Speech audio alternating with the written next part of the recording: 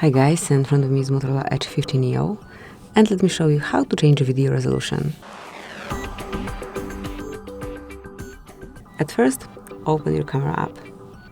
Now switch to video mode, and as you can see here at the top of the list you can smoothly switch between modes. Just pick the resolution in which you want to record your videos in. It can be 4K, Full HD, whatever. You can also enroll more options and go to settings then.